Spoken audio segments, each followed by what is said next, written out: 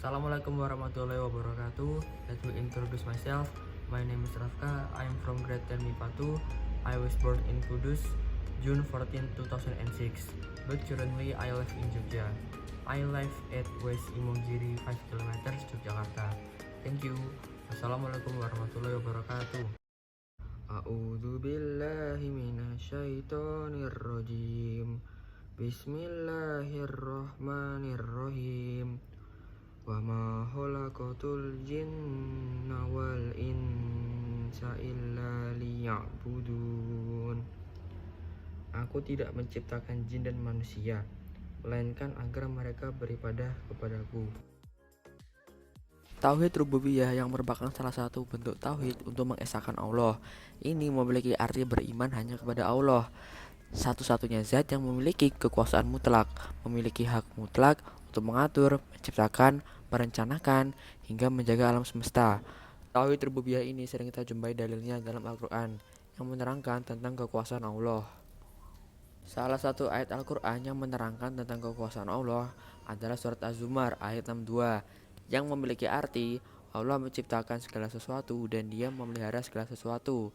Ini tentu menunjukkan secara mutlak bahwa Allah merupakan satu-satunya zat yang memiliki kekuasaan atas alam semesta, mulai dari hidup hingga matinya makhluk. Assalamualaikum warahmatullahi wabarakatuh. Nama saya Rafka dari 1042 akan menjelaskan manusia purba. Yang pertama yaitu Meganthropus, yang kedua Pithecanthropus erectus, yang ketiga adalah Homo sapiens. Yang pertama saya akan menjelaskan Meganthropus paleojavanicus. Fosil manusia yang paling primitif ini ditemukan di Indonesia yang disebut dengan Meganthropus paleojavanicus. Meganthropus paleojavanicus ini sering disebut manusia dengan manusia raksasa dari Jawa karena memiliki tubuh yang besar dan berjalan tegap. Manusia purba yang kemudian berkembang atau berevolusi menjadi Pithecanthropus ini diyakini sebagai jenis Australopithecus. Fragmen-fragmen rahang atas serta gigi-gigi lepas ditemukan oleh von Koningswald antara tahun 1936 hingga 1941 di Sangiran, Jawa Tengah. Fragmen rahang bawah lain ditemukan oleh Marx pada tahun 1952 di tempat yang sama. Gigi geraham yang tersisa dari makhluk ini ia hanya memakan tumbuh-tumbuhan. Dilihat dari ukuran kepalanya, volume otaknya masih kecil sehingga kemampuan untuk membuat alat masih sangat terbatas. Ukuran gerahamnya lebih besar daripada jenis manusia purba lainnya. Diperkirakan Meganthropus hidup 1-2 juta tahun yang lalu dan merupakan manusia tertua di Indonesia. Adapun ciri-ciri Meganthropus paleojavanicus sebagai berikut: memiliki tulang pipi yang tebal, tidak memiliki dagu, perawakan tegap, memakan jenis tumbuh-tumbuhan, dan masih banyak lainnya. Untuk pola hidup Meganthropus, mereka bisa berburu dan meramu untuk mendapatkan makanan atau food gathering karena mereka belum mengenal yang namanya bercocok tanam. Mereka bisa menggunakan tombak dan melemparkan tombak mereka ke hewan agar mereka dapat makanan. Yang kedua adalah mereka hidup berpindah-pindah atau nomaden, mengikuti binatang buruan dan musim buah liar. Untuk hasil kebudayaan Meganthropus sebagai berikut seperti alat cerpi, kapak genggam, kapak perimbas, dan masih banyak lainnya. Yang kedua adalah Pithecanthropus atau yang sering disebut orang-orang yaitu Homo erectus. Fosil manusia yang paling banyak ditemukan di Indonesia adalah Pithecanthropus.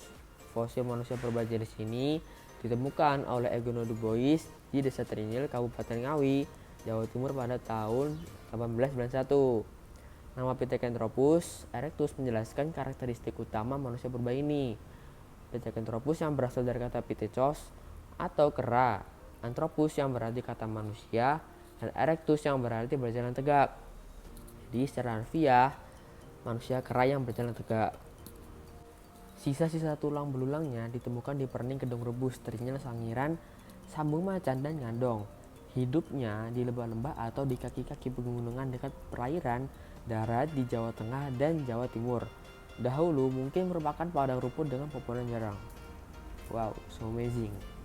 Nah, ada juga ciri-ciri dari Pithecanthropus ini sebagai berikut: berbadan tegap dengan alat pengunyah yang sangat kuat, berjalan tegap, memiliki hidung lebar, Tinggi badan berkisar 165 sampai 170 cm dengan berat badan kurang dari 100 kg. Volume otak 750 sampai 1300 cc dan masih banyak lainnya. Nah, untuk hasil kebudayaan Pithecanthropus ada kapak berimbas, pahat genggam, kapak genggam, dan masih banyak lainnya. Untuk pola hidup Pithecanthropus, mereka juga sering menetap lama di daerah-daerah yang dekat dengan sumber air. Selain mereka membutuhkan air, ternyata hewan-hewan buruan mereka juga banyak ditemukan di daerah sumber air. Nah, mungkin ya mereka sudah mempersiapkan seperti bambu yang sudah diruncingkan atau batu yang sudah diruncingkan. Jadi ketika ada mangsa lewat, mereka tinggal melempar aja. Nah, mereka mendapatkan makanan dan berburu adalah cara utama untuk bertahan hidup. Nah, yang ketiga yaitu Homo sapiens. Homo sapiens atau manusia cerdas adalah manusia purba yang terbentuk setelah terjadi proses evolusi selama ribuan tahun. Manusia jenis ini tidak hanya mampu membuat peralatan sehari-hari, tetapi juga telah menggunakan akal dan memiliki sifat seperti manusia modern. Ciri-ciri fisiknya juga hampir menyamai fisik manusia yang hidup di masa sekarang. Homo sapiens merupakan spesies yang sangat tangguh dalam beradaptasi dengan lingkungannya. Persebaran Homo sapiens berawal dari Afrika, kemudian meluas ke berbagai dunia, termasuk Indonesia. Selama masa perubahan iklim yang dramatis selama 3000 tahun lalu, Homo sapiens berevolusi di Afrika. Penemuan fosil Homo sapiens di Indonesia berawal pada tahun 1889 saat Van Rooschoten menemukan beberapa bagian tengkorak dan rangka manusia di daerah Tulungagung, Jawa Timur. Homo sapiens di Indonesia digolongkan menjadi 3 jenis berdasarkan lokasi temuannya. Yang pertama yaitu Homo wajakensis. Homo wajakensis yang ditemukan di Wajak Tulungagung oleh Van Rooschoten pada tahun 1899. Yang hidup sekitar 40.000 tahun lalu. Teman Van Rooschoten digolongkan sebagai Homo sapiens pertama di Asia. Yang kedua adalah Homo sollensis. Manusia berbajenis ini ditemukan oleh von Koningswald dan Werdenreich pada tahun 1931 sampai 1933 di dekat Desa Ngandong, Lembah Sungai Bengawan Solo. Oleh sebagian ahli, manusia purba ini digolongkan dengan Homo neanderthalensis yang merupakan jenis Homo sapiens dari Asia, Eropa, dan Afrika yang berasal dari lapisan Pleistosen atas. Untuk jenis yang ketiga yaitu Homo floresiensis atau manusia liang buah. Homo floresiensis ditemukan oleh Peter Brown dan McJimmer Ward pada September 2003. Manusia liang buah dianggap sebagai penemuan spesies baru yang kemudian diberi nama sesuai dengan tempat penemuannya, yaitu di liang buah Flores. Untuk pola hidup Homo sapiens, mereka bertahan hidup dengan cara berburu atau bercocok tanam. Mereka hidup mulai menetap dan tidak ingin berpindah-pindah tempat. Mereka berburu menggunakan batu atau kayu yang sudah diruncingkan dengan cara melemparkan batu atau kayu kepada mangsanya atau melemparkannya sambil berlari. Mereka mampu membuat peralatan sederhana dari tuang dan batu untuk berburu maupun untuk mengolah makanan. Mereka juga sudah mulai menggunakan pelindung tubuh atau baju yang terbuat dari kulit hewan buruan. Hasil peninggalan Homo sapiens itu ada seperti kapak corong, ada nekara, dan ada alat serpih. Kapak corong merupakan kapak perunggu yang bagian atasnya berlubang, berbentuk corong yang dipakai untuk memasukkan tangkai kayu. Kapak ini dibuat untuk sebagai tanda kebesaran seorang, kepala suku, atau pemimpin. Alat serpih fungsinya sebagai pisau, mata panah, dan alat pemotong.